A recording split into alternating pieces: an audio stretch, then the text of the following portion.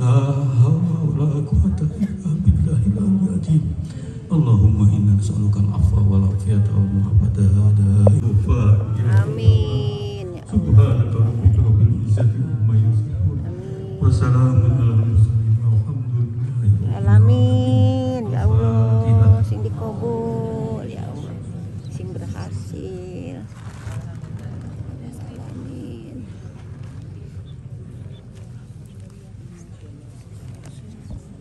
Baru yang insya Allah akan memakmurkan Indonesia. Selanjutnya marilah kita dengarkan sambutan dari Bapak Haji Anies Rashid Baswedan. Kita sambut dengan takbir kepada.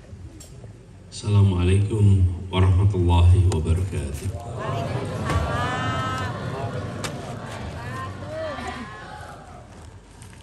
Alhamdulillah, alhamdulillahilladzi arsala rasulahu bil huda wa dinil haq liyudhhirahu 'ala dini kullihi wa kafa billahi shahida. Asyhadu an la ilaha illallah wa asyhadu anna Muhammadan abduhu wa rasuluh. Allahumma shalli wa sallim wa barik ala sayyidina Muhammad wa ala alihi wa ashabihi ajma'in. Rabbi shrah li sadri wa yassir li amri wahlul 'uqdatam min lisani yafqahu qawli. Para kiai, para alim ulama, para habaib yang pada malam hari ini kita berkumpul dalam sebuah majelis yang insyaallah penuh dengan keberkahannya. Yang saya hormati Abuya Kiai Haji Tubagus Mulyadi, yang saya hormati Buya Kiai Haji Buya Royah Nudin yang tadi memimpin doa, juga Kiai Haji Jayadi Suteja, Kiai Haji Mustafa Kamal, Kiai Haji Muhammad Kusoy, yang saya hormati juga Kiai Haji Munandi Soleh, dan seluruh pimpinan Majelis Cabang Pondok Pesantren Al-Fat, serta pribadi-pribadi mulia yang malam hari ini berkumpul semua tanpa mengurangi rasa hormat. Tak tersebutkan namanya, tapi insya Allah kita terus mendoakannya. Serta seluruh hadirin, para santri di Pondok Pesantren Al-Fat ini yang Masya Allah waktunya boleh larut malam, tapi semangatnya tak sedikit pun menurun.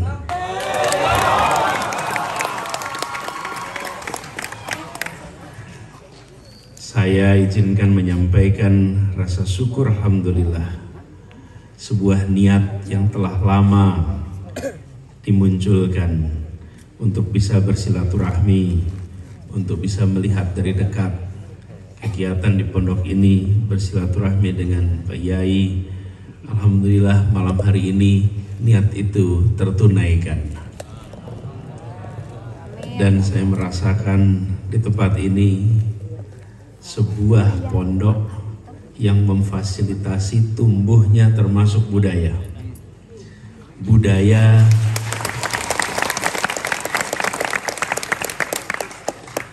Budaya yang bukan hanya dilestarikan. Ketika budaya hanya dilestarikan, maka dia menjadi bagian dari masa lalu. Tapi budaya yang juga dikembangkan sehingga dia menjadi bagian dari masa depan. Karena itulah tadi saya mendapatkan kehormatan untuk ikut merasakan bagian dari budaya yang dipertahankan dan insya Allah dikembangkan. Kami hadir untuk bersilaturahmi, kami hadir untuk memohon doa, dan kami hadir untuk bisa mendapatkan keberkahan dari sebuah malam salawat pada malam hari ini. Seperti kita ketahui, Indonesia kita sedang di dalam perjalanan panjang, dimulai ketika kita menyatakan menggulung kolonialisme. Pada saat itu kita memulai usaha menggelar kesejahteraan dan keadilan. Dan setiap 5 tahun sekali kita berhenti sejenak, menengok ke belakang, menengok ke depan, memastikan kita masih berada di jalan yang lempang untuk meraih yang dicita-citakan Republik ini. Republik ini didirikan dengan sebuah niat menghadirkan keadilan sosial bagi seluruh rakyat Indonesia.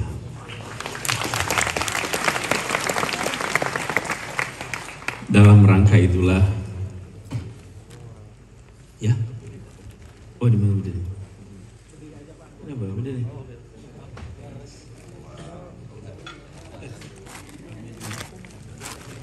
Ya, siap, siap. Ya, siap. Bismillah. Mohon izin, baik. Mohon izin saya biar tidak mendepani, tidak mendepani. Jadi Shallu ala Nabi.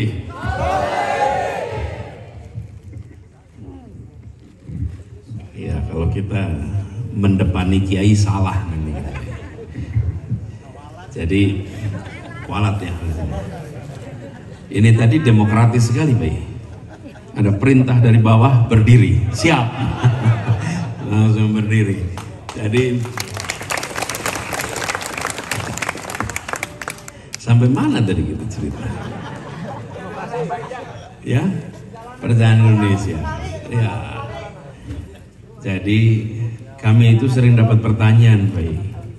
Ini nanti Pilpres program-program diteruskan apa tidak? Diubah apa tidak? Jadi jawaban saya, pemilu itu bukan soal melanjutkan atau tidak pemerintahan kemarin. Pemilu itu soal melunasi janji kemerdekaan.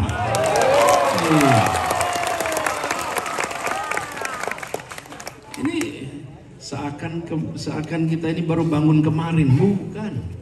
Kita ini dari tahun 45 perjalanan panjang menuju ikhtiar masyarakat adil makmur. Tiap 5 tahun sekali berhenti sebentar. Kita tengok masih jalannya benar apa tidak. Kalau jalannya tidak benar, kita lakukan koreksi. 5 tahun sekali. Sambil koreksi kita tentukan kalau ketua kelompoknya siapa nih untuk perjalanan berikutnya. Sehingga insya Allah tiap 5 tahun ke depan kita akan bisa mensegerakan meraih yang dijanjikan oleh Republik. Jadi itulah sebabnya saya sampaikan ini bukan soal melanjutkan dan tidak melanjutkan. Ini soal meraih yang dijanjikan oleh Republik ini. Dan dalam kaitan itulah kami mendapatkan amanah. Amanah yang diembankan ini amanah yang besar. Insya Allah bukan berat. Bila dapat ridhonya, insya Allah jadi ringan. Itulah sebabnya kita sering bilang amanatnya berat, bukan. Berat ringan itu perasaan. Dan berat ringan itu soal ridho atau tidak ridho. Bila urusannya kecil tapi tidak ada ridho, beratnya luar biasa. Urusannya besar tapi ada ridhonya, ringan menjalaninya. Amanat yang diberikan ini besar. Karena itu saya sampaikan kepada semua, ini bukan soal 1 orang, 2 orang. Ini tentang masa depan kita sama-sama. Jadi saya lapor sama para alim ulama, para kiai, doakan agar ikhtiar untuk melunasi janji kemerdekaan mendapatkan ridhonya, dimudahkan dan dituntaskan sampai di akhir. Itulah sebabnya perjalanan yang kita lakukan selama ini adalah perjalanan yang penuh tantangan, karena kita sedang mengikhtiarkan perubahan. Apa yang mau dilakukan? Kita ingin agar yang namanya keadilan bukan hanya dibaca di upacara. Kita ingin keadilan dibuat di dalam setiap kebijakan yang ada di negeri ini. Dan kalau itu dikerjakan, insya Allah kita akan bisa lebih cepat lagi meraih yang direncanakan.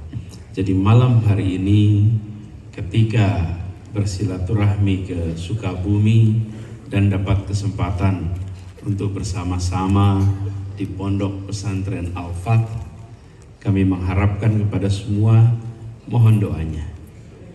Insya Allah kita dimudahkan di dalam rute perjalanan ini.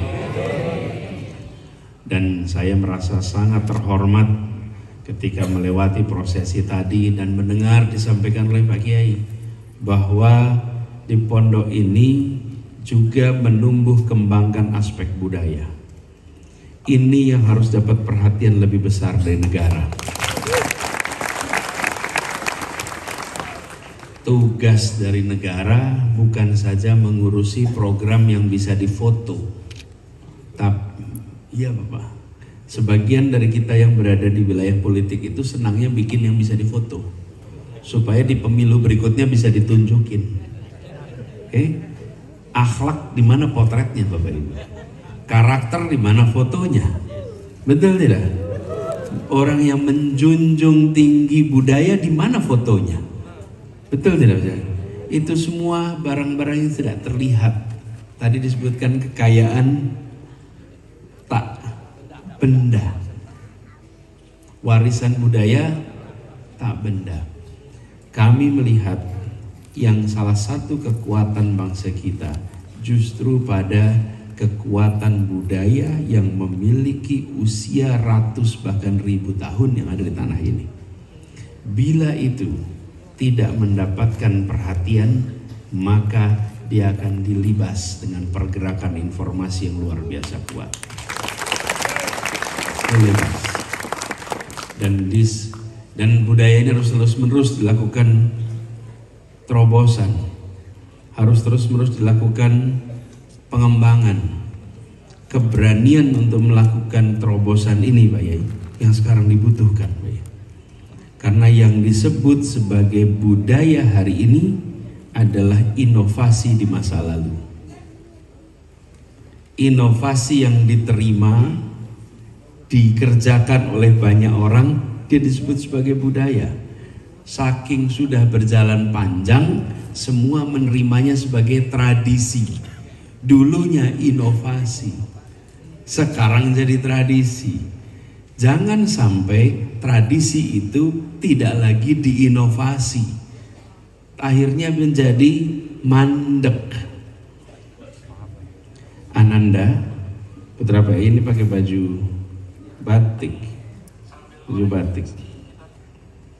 namanya siapa? Irsyad. Irsyad ini pakai baju batik, ganteng betul Irsyad.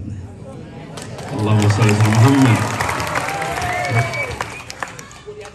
Kuliah di Turki, Masya Allah, Masya Allah. Nanti insya Allah ketemu lagi di Turki gitu ya. Mau pada kuliah ke Turki nggak? Insya Allah nanti bisa berangkat ke Turki ya. Irsyad ini pakai baju batik, batik dipakai baju. Kalau kita ingat-ingat Pak Yai, dulunya tidak ada laki-laki pakai baju ada batiknya.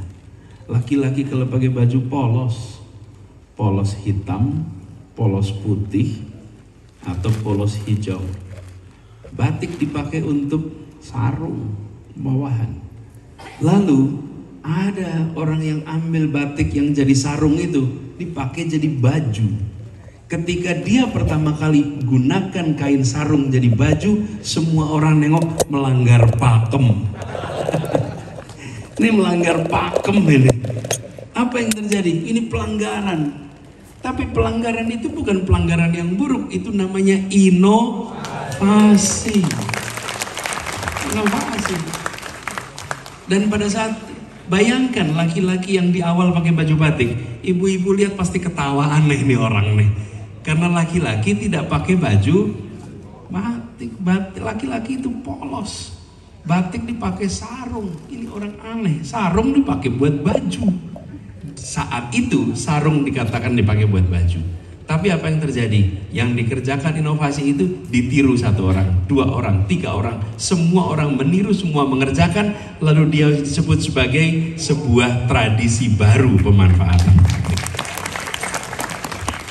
Itulah inovasi budaya. Nah kita, pondok ini yang secara resmi, tegas menyatakan sebagai pondok yang memberikan ruang kepada budaya, ini harus dapat dukungan dan insya Allah budaya kemudian itu berkembang. Ini adalah sebuah perjalanan yang buat saya sangat mencerahkan, karena berbeda dengan datang di pondok-pondok umumnya. Insya Allah pondok ini makin maju, makin berkembang, dan makin banyak inovasinya. Dan buat para santri semua di sini, insya Allah nanti akan menjadi santri-santri yang ketika tumbuh besar di masyarakat akan memberikan manfaat yang besar di masyarakat. Pak Yai, izinkan saya menyampaikan terima kasih atas sambutan yang luar biasa. Ini menjadi penutup perjalanan hari di Sukabumi yang insya Allah tak terlupakan. Termasuk kehadiran para kiai semua dari berbagai tempat. Bahkan saya dengar tadi ada yang datang dari Banten sampai ke sini. Dari Banten sampai datang ke sini. Insya Allah silaturahmi ini membuat ikatannya bukan saja persahabatan, insya Allah jadi persaudaraan baru untuk ke depan nantinya. Semoga semua yang hari ini hadir mendapatkan keberkahan dari salawat pada malam hari ini, dan insya Allah dimudahkan dalam semua urusannya. Yang sedang mondok segera bisa tuntas belajarnya, yang sekarang memimpin keluarga dientengkan rizkinya, bila punya hutang-hutang dilunaskan segera hutangnya. Terima kasih, kurang lebih mohon dimaafkan. Wallahu muwaffiq ila aqwamit thoriq. Assalamualaikum warahmatullahi wabarakatuh.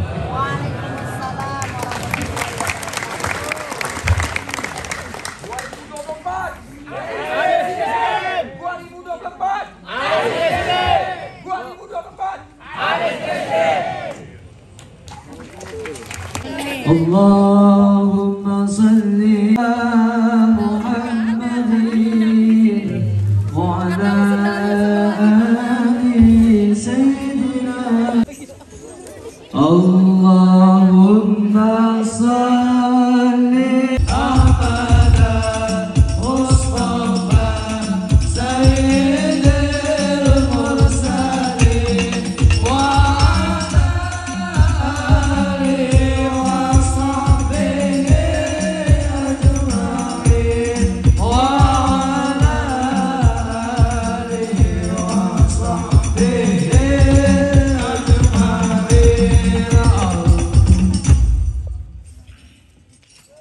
menolong ya Allah, menolong rakyat ini ya Allah, menolong yang lemah ya Allah, menolong fakir miskin ya Allah, menolong bangsa ini untuk jauh dari keterbelakangan ya Allah.